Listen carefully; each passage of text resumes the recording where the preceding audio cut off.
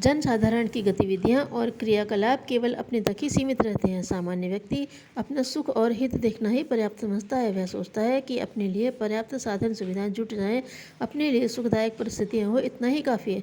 शेष सब चाहे जिस स्थिति में पड़े रहें। स्वार्थपरता इसी का नाम है। स्व के संकुचित दायरे में पड़े व्यक्तियों की रीति नीति इसी स्तर की होती है। जब उसकी परिधि विस्तृत होती चलती है, व्यक्ति अपनेपन का विकास करता है, तो उसमें दूसरों के लिए भी बहुत कुछ करने की उमंग उठती है और व्यक्ति सेवा मार्ग पर अग्रसर होने लगता है। जीवन साधना के आत्मिक चेतना का विकास जैसे जैसे होने लगता है, सेवा की टीस उसी स्तर की उठने लगती है और व्यक्ति स्वयं की ही नहीं, सबकी सुख सुविधाओं और हित अहित की चिंता करने लगता है, उनका ध्यान रखने लगता है। परमार्थ साधन में लगे व्यक्तियों को उससे भी उत्कृष्ट आनंद और आत्मसंतोष अनुभव होता है, जो स्वार्थ पूर्ति में लगे हुए व्यक्तियों को प्राप्त होता है। पुण्य, परमार्थ, लोकमंगल, जन कल्याण, समाज हित आदि सभी सेवा साधना के ही पर्यायवाची नाम हैं और इसी में मनुष्य जीवन की सार्थकता है।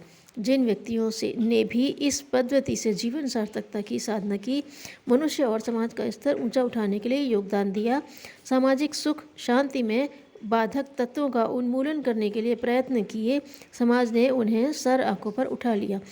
महापुरुषों के रूप में आज हम उन्हीं नर रत्नों का स्मरण और वंदन करते हैं।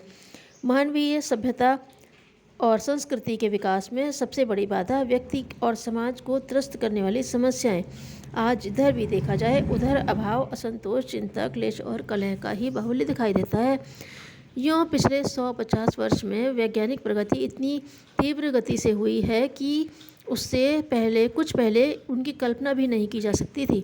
जीवन को सहज और सुविधामय बनाने के लिए विज्ञान ने एक से बढ़कर एक उपाय किए हैं और वे सफल भी रहे हैं, परंतु उनसे न व्यक्ति सुखी हुआ है और न समाज में शांति आई है। सुविधा बढ़ाने और पीड़ाओं को दूर करने के लिए अनेकानेक प्रयास किए गए हैं, पर उनसे समस्याएं कम होने के स्थान पर बढ़ी ही हैं।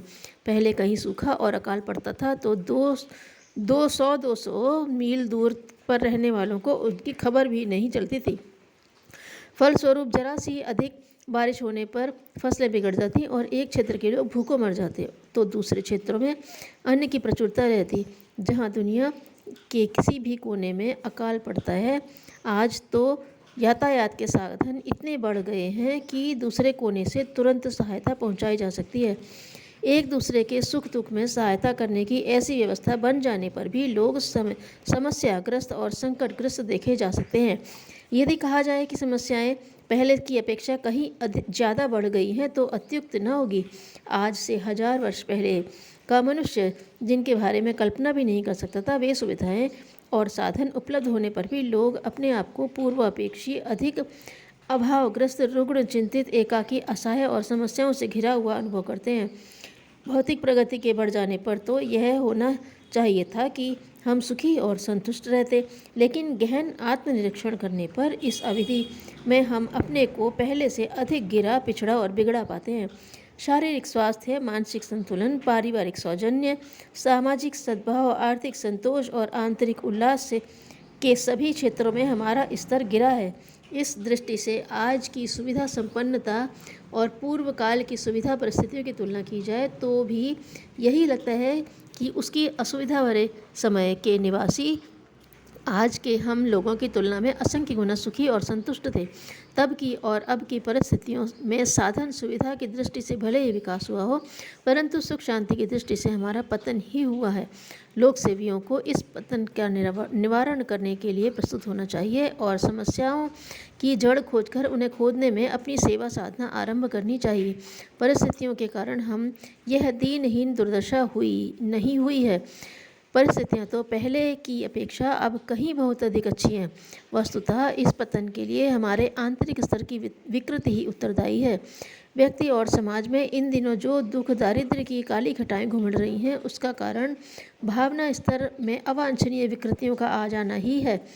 इनका समाधान करना हो, आसन्न पतन का यदि निवारण करना हो तो अमुक समस्या के अमुक समाधान से काम नहीं चलेगा, वरन सुधार की प्रक्रिया वहीं से आरंभ करनी होगी जहां से ये विभीषिकाएं उत्पन्न होती हैं।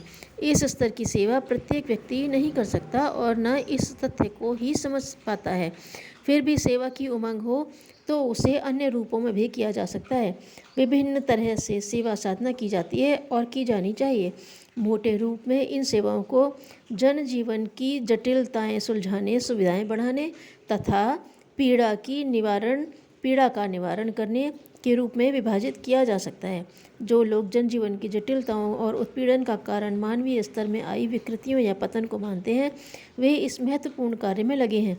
पर जिन्हें यह तथ्य ठीक से समझ नहीं आता और जो असुविधा तथा पीड़ा को ही मनुष्य व समाज की मुख्य समस्या समझते हैं, वे उस स्तर की सेवा में लगते हैं। यह सेवा भी प्रशंसनीय और सराहनीय है।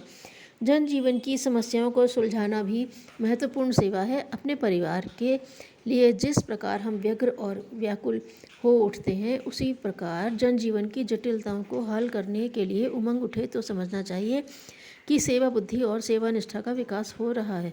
लेकिन सेवा का यह स्वरूप पूर्ण नहीं कहा जा सकता, क्योंकि सुविधाएं मनुष्य की अनिवार्य आवश्यकता नहीं है। मूल आवश्यकता मनुष्य का सुख और उसका संतोष है।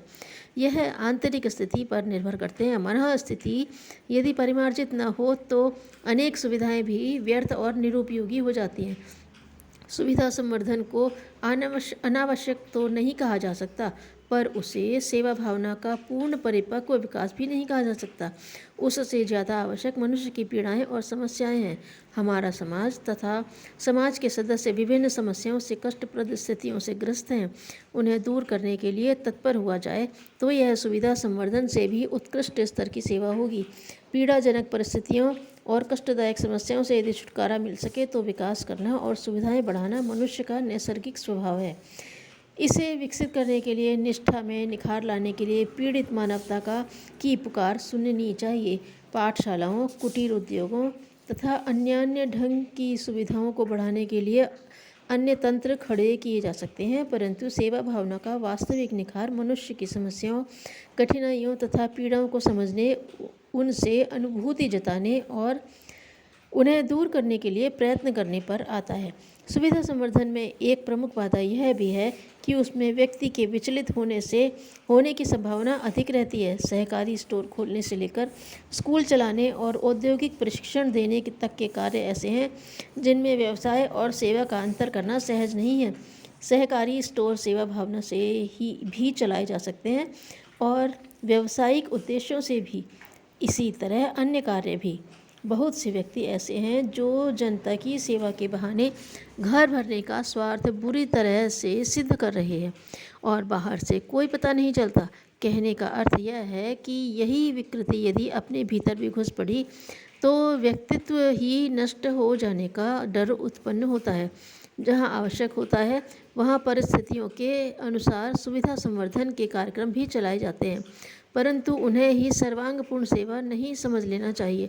अपनी सेवा निष्ठा का विकास करने के लिए पीड़ा और पतन के निवारण को अधिक महत्वपूर्ण समझना चाहिए। व्यक्ति की समस्याएं उसी की अपनी उत्पन्न की हुई होती हैं। उनकी जड़ मस्तिष्क, बुद्धि, दृष्टिकोण, विचारणाओं और भावनाओं में रहती है, लेकिन राहत कार्य की तरह सहायता के रूप में पीड़ा निवारण के प्रयास किए जा सकते हैं।